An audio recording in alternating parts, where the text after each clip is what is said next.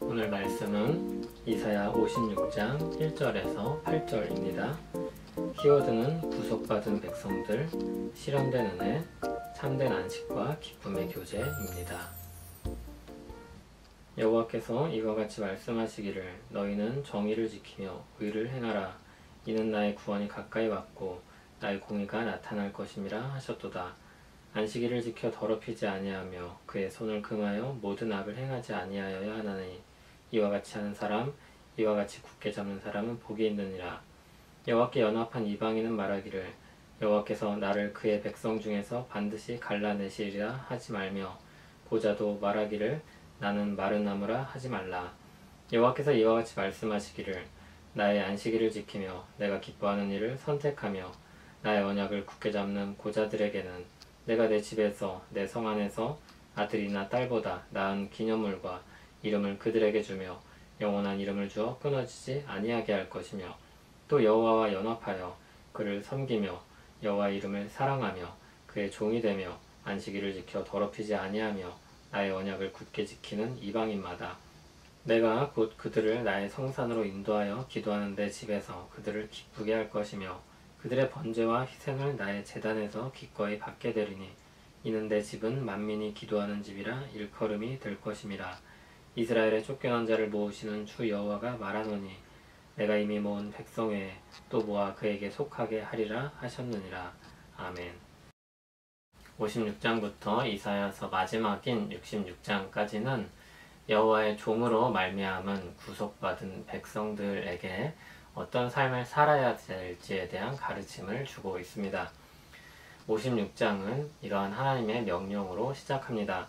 너희는 정의를 지키며 의를 행하라. 하나님의 구원이 가까이 왔습니다. 그 날이 되면 그날을 기점으로 해서 그날부터 하나님의 백성으로 살아가기 시작하는 것이 아니라 오늘부터 이 말씀을 듣는 지금부터 그 나라 백성으로 살기 시작해야 되는 것입니다. 그 나라 백성이 지킬 삶의 방식으로서 대표성을 띠고 있는 것은 안식일 계명입니다. 2절을 보면 안식일을 지키고 더럽히지 아니하고 모든 악을 행하지 아니하는 이와 같은 사람이 복이 있다 선언되고 있습니다. 3절에는 그 백성으로서의 삶이 이스라엘뿐만이 아니라 그들과 연합한 이방인과 고자들에게까지도 요구됩니다. 연합한 이방인은 이스라엘 민족이 아닙니다. 그러나 연합하게 되어서 똑같은 취급을 받습니다. 고자는 생식기에 장애가 있는 사람인데 그들은 본래 여호와의 총회에 들어오지 못하는 대상이었습니다. 그러나 여호와의 종을 통하여서 자격을 얻은 사람은 모두 다 하나님께 받아들여지는 대상이 됩니다. 4절 5절에서는 그들에게도 하나님께서 복을 동일하게 내려주신다고 말씀합니다. 그 사람이 가지고 있는 외형적인 것은 전혀 문제되지 않습니다. 6절 7절에는 여호와를 따르는 이방인도 똑같이 그 복락으로 들어갑니다. 그들이 기도할 때 하나님은 들으실 것이고 그들이 제사할 때 받아들여질 것입니다. 이것은 솔로몬 때 주어졌던 약속이었습니다. 주의 성전에서 누구든지 기도하면 들으시고 응답하신다는 말씀을 하나님께서 주셨습니다. 여호와의 종이 이 모든 일들을 실현시키십니다. 하나님께서는 이스라엘의 쫓겨난 자를 모으시고 그들을 그에게 다 속하게 하실 것입니다. 이 말씀은 이스라엘 혈통이 아닌 우리에게 이미 실현된 말씀입니다. 여호와의 종이신 그리스도로 말미암아 우리는 영적 이스라엘이 되었습니다. 아브라함에게 주신 약속을 생각하고 아담을 지으신 하나님을 생각할 때 하나님의 백성의 경계는 이미 넓어질 것이 예견되어 있었습니다. 하나님은 온 세상의 하나님이시며 거기로부터 자기 백성을 불러 모으시는 하나님이십니다.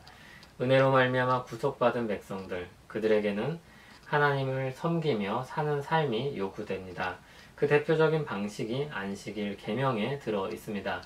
그러나 그것은 구원받을 조건이 아니라 언제나 그렇듯 구원받은 자에게 주어지는 요구입니다.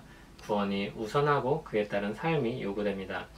그 삶의 핵심은 하나님을 경외하는 것입니다. 한 날을 주를 섬기는 날로 정해서 하나님을 예배하고 높이는 것입니다. 한 날을 모든 일로부터 쉬는 날로 정해서 하나님께서 그 날을 쉬어도 먹이실 것을 믿고 사는 것입니다. 구속받은 백성들에게 믿음으로 주의 말씀을 듣는 사람들에게 하나님을 경외하는 이러한 삶이 요구됩니다. 그리고 하나님께 기도하고 응답받는 교제의 삶이 또한 시작됩니다. 하나님께 기도할 때 들으시고 응답하신다는 것은 서비스 센터 좋은 데를 하나 얻은 것이 아닙니다. 하나님과 교제하며 사는 삶이 시작되는 것입니다.